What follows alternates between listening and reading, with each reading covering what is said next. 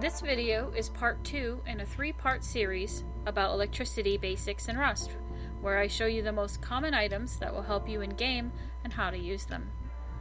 If you didn't see part 1, I recommend checking it out. You will learn about the wiring tool, how to use it, and connecting various items together. Today, I'm going to walk you through all the power sources in Rust and when is the best time to use each one. You will need one of these items to produce power: a wind turbine, a solar panel, and a generator. The generator is a deployable item that uses low grade to run and generates 40 Rust watts.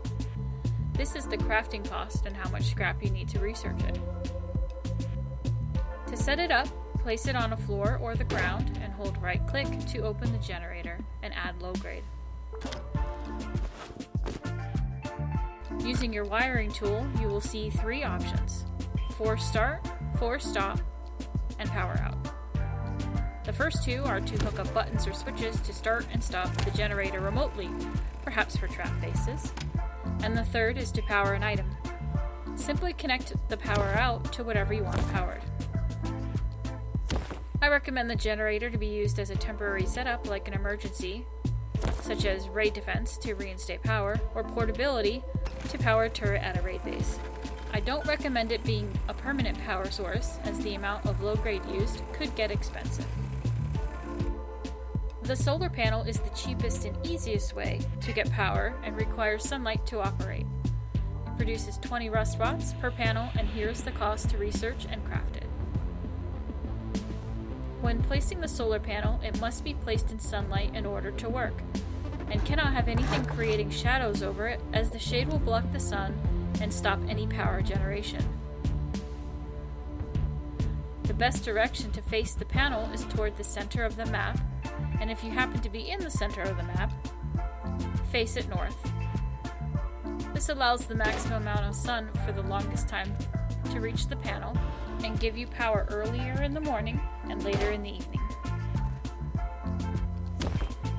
To set it up, place it on your roof or wherever you want it, taking your wiring tool to connect the power out to your battery or root combiner.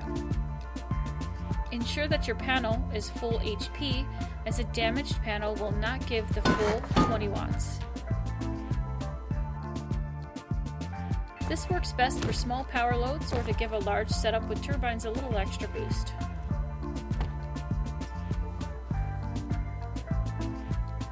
If you find yourself needing more than 20 power, solar panels can be easily combined using a root combiner. This is the red one. Place the combiner where you see fit and simply connect 2 panels into one combiner.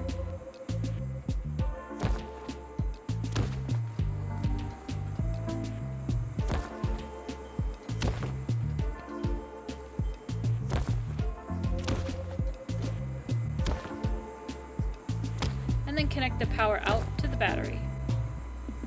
This item doesn't require power usage like branches or splitters, and it lets you combine many root combiners together if a large circuit is needed.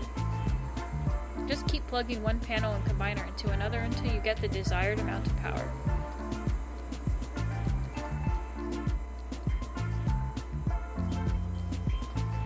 The wind turbine is the largest power producer that uses the wind to create power, and here is the cost to research and craft it.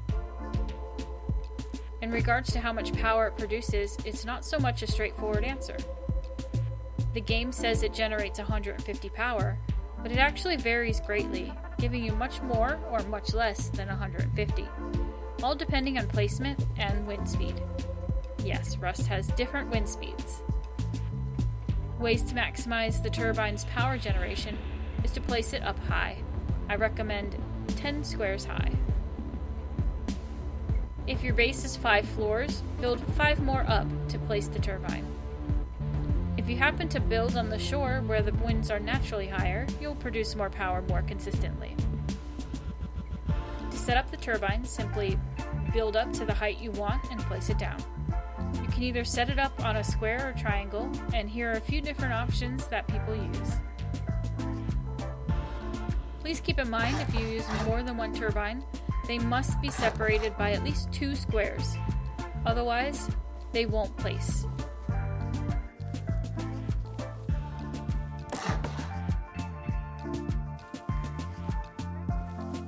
The Turbine has one option with the wiring tool, a power out to simply connect it to your battery. You might have to use another item to extend the wire if your Turbine is too far from your battery.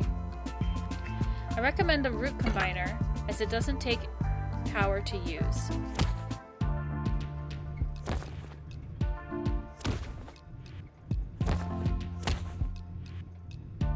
Or if you're going to set up spotlights, those work nicely too, keeping the lights on at all times. Just remember, those require 10 power to operate.